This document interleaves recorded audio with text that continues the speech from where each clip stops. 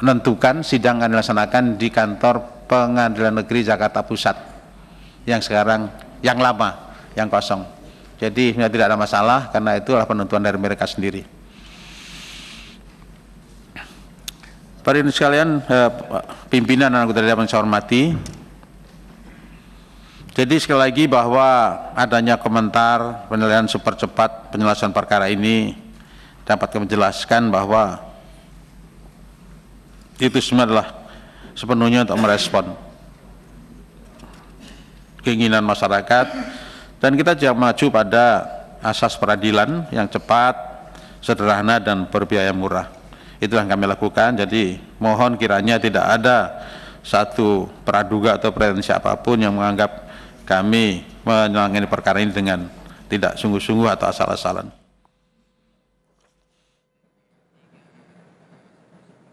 Ya, sebuah pernyataan yang sudah disampaikan oleh Jaksa Agung HM Prasetyo di gedung DPR dalam RDP dengan Komisi 3 DPR RI. Kita lanjutkan kembali pemirsa perbincangan kita pada malam hari ini. Terlebih dahulu saya akan menyapa satu narasumber kami yang sudah tersambung lewat telepon. Sudah ada Pak Halius Hussein, mantan Ketua Komisi Kejaksaan. Selamat malam Pak Halius.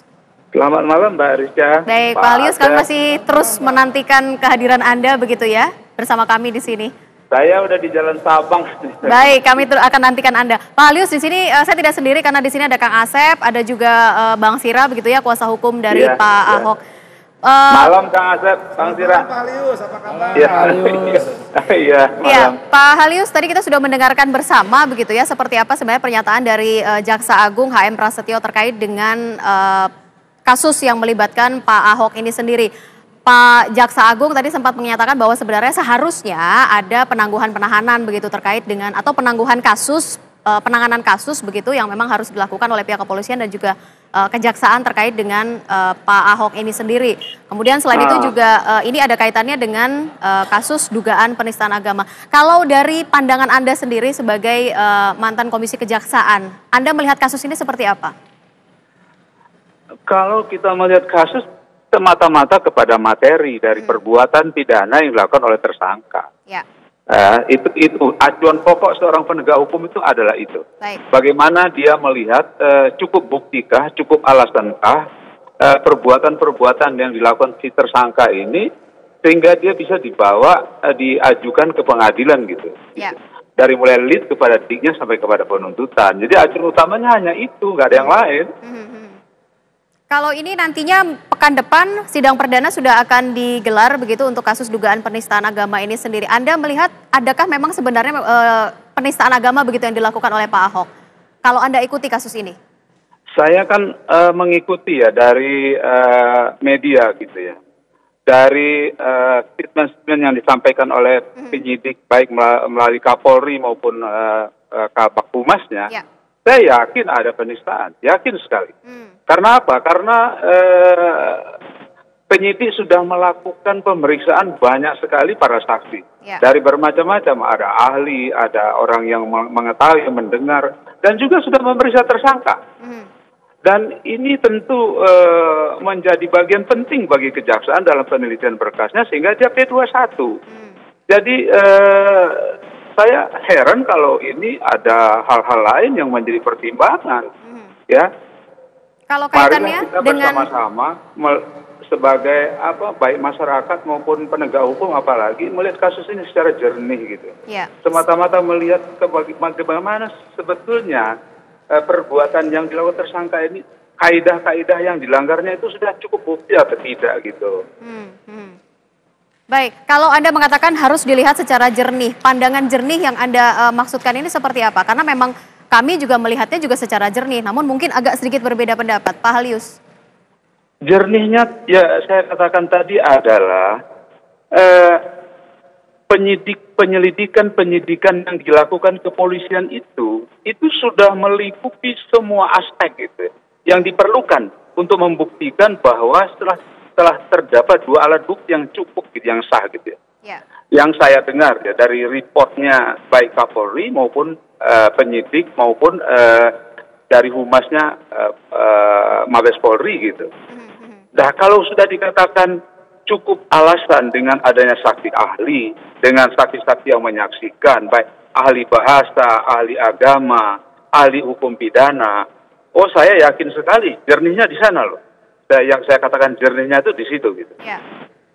Baik, tadi saya sempat menanyakan kepada Kang Asep begitu ya dan juga Bang Sira terkait dengan pernyataan dari Pak Jaksa Agung kaitannya dengan kenapa memang tidak ditahan begitu ya. Jaksa Agung mengatakan bahwa sebenarnya tidak ada keharusan untuk menahan Pak Ahok. Kalau Anda melihat apakah memang sesuai begitu apa yang sudah dilakukan oleh pihak kejaksaan dan juga kepolisian terhadap kasus ini? Sudah sesuaikah tracknya yang dilakukan? Satu sistem penahanan kan tergantung kepada bagaimana pemahaman yang daripada aparat penyidik, ya. Acuan dari penahanannya jelas, ya. Kalau yang bersangkutan tersangka tidak akan menghilangkan barang bukti, dia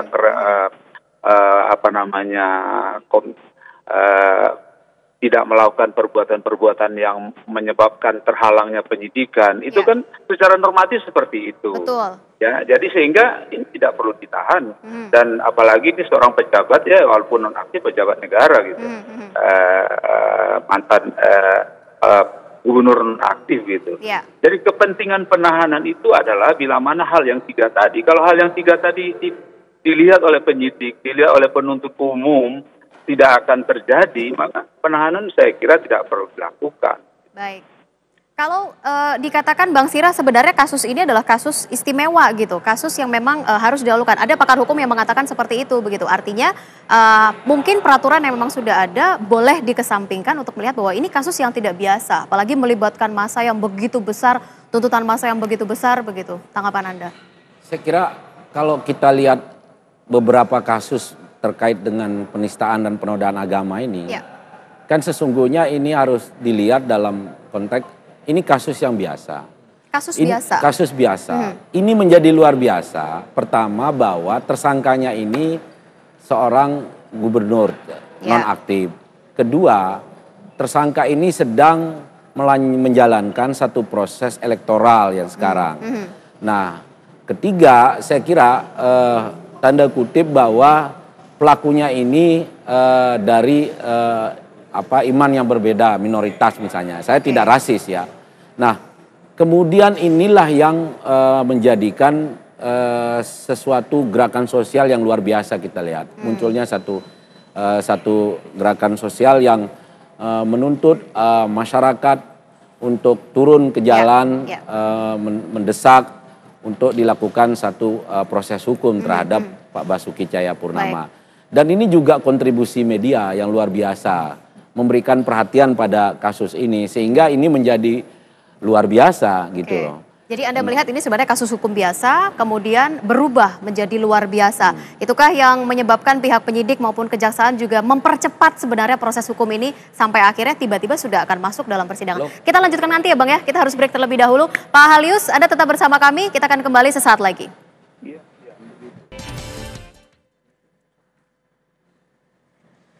Saya ngobrol sama